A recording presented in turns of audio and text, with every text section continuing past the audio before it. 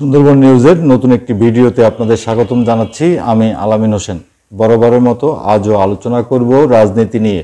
বর্তমান বাংলাদেশের সবচেয়ে গুরুত্বপূর্ণ বিষয় হলো 5ই আগস্টের যে ছাত্র জনতার অভ্যুত্থান, তার মাধ্যমে ডক্টর ইউনূসের নেতৃত্বে যে সরকার গঠন হয়েছে, এরা আসলে বাংলাদেশের জন্য কি কি সংস্কার করতে যাচ্ছে, এটি এখন মানুষের কাছে প্রধান প্রশ্ন।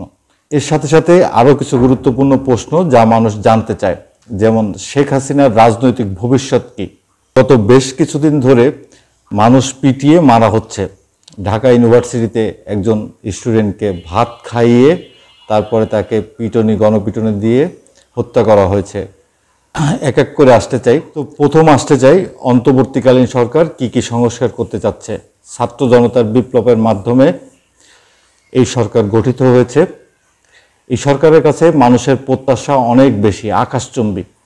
তারা নতুন এক বাংলাদেশ চায় এমন এক বাংলাদেশ যেখানে বৈষম্য থাকবে না, যেখানে কোনো দুর্নীতি থাকবে না, যেখানে সমাজ ব্যবস্থা হবে সবার জন্য সমান। রাষ্ট্র জনগণের পক্ষ নেবে, না কোনো রাজনৈতিক দলের, না কোনো সরকারি প্রশাসন যন্ত্রের। তো এই আকাশচুম্বী প্রত্যাশা লাস্ট 38 দিনের অন্তর্বর্তীকালীন সরকার দেশকে রিস্টার্ট দেওয়ার জন্য ম্যাক্সিমাম সময় ব্যয় করেছে। হাসিনা সরকারের পতনের পর দেশের বিভিন্ন প্রতিষ্ঠানগুলো একদম ধ্বংস হয়ে গেছে।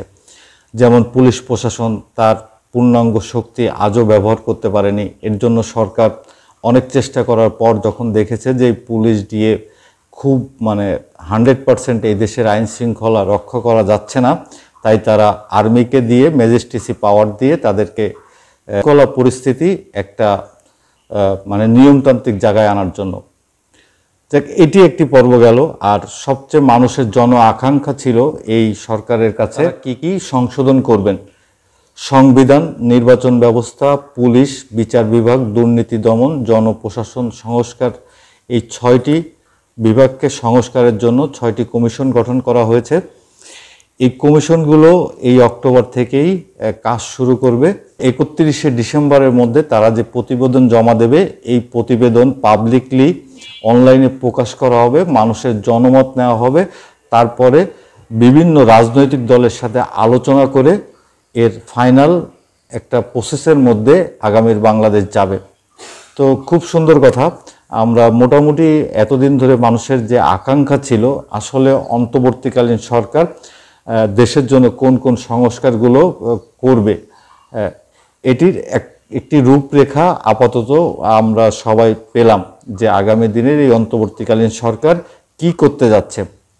এর সাথে যে সেকেন্ড যে গুরুত্বপূর্ণ প্রশ্নটা ছিল যে শেখ হাসিনার রাজনৈতিক ভবিষ্যৎ কি। গত শনিবার নির্বাচন সংস্কার কমিশনের প্রধান সুজনের সম্পাদক বদিউল আলম মজুমদার বলেছেন, আওয়ামী লীগ ছাড়া নির্বাচন অগ্রহণযোগ্য হবে না। এরপর থেকেই জনগণের সামনে এই প্রশ্নের উদ্ভব হয়েছে, আসলে কি আওয়ামী লীগ আগামী নির্বাচনে অংশগ্রহণ করতে পারবে কিনা। এই নিয়ে গতকাল যে সাংবাদিক সম্মেলন করেছেন আইন উপদেষ্টা আসিফ নজরুল, আসুন তার বক্তব্য শুনে আসি। যারা গণহত্যাকারী ছিল, যারা মানবতা বিরোধী অপরাধ করেছে, আমাদের প্রায় অন্তত 1000 মানুষকে হত্যা করেছে, বিচারের ভয়ে পালিয়ে বেড়াচ্ছে, তাদের আওয়ামী লীগ বা শেখ হাসিনা আপাতত রাজনীতি করতে পারবে না, এটি তার বক্তব্যে সে ক্লিয়ার করেছে।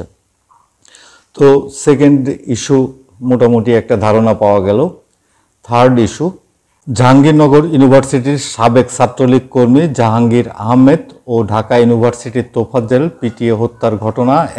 একই দিনে এই দুই ইউনিভার্সিটিতে মানুষ পিটিয়ে হত্যা, তা কোনোভাবেই মেনে নিতে চাচ্ছে না দেশের জনগণ। মানুষ আর সেই পুরনো রাজনীতি চায় না। মতের বিরুদ্ধে গেলেই তাকে হয়রানি বা পিটিয়ে হত্যা করা, এই কালচার থেকে মানুষ সরে আসতে চায়। তো পরিশেষে বলতে চাই, গত 54 বছর বাংলাদেশ স্বাধীনতা অর্জন করলেও সত্যিকারের স্বাধীনতা আসেনি। একজন বাংলাদেশের নাগরিক হিসেবে আগামীর বাংলাদেশ আমি বৈষম্যহীন, দুর্নীতিমুক্ত এবং জবাবদিহিতামূলক শাসন ব্যবস্থা চাই এবং সুশাসন চাই, যেখানে আইনের দৃষ্টিতে সবাই সমান হবে। তো আজ বিদায় নিচ্ছি। ভালো থাকবেন, সুস্থ থাকবেন। দেখা হবে আগামী কোনো দিনে।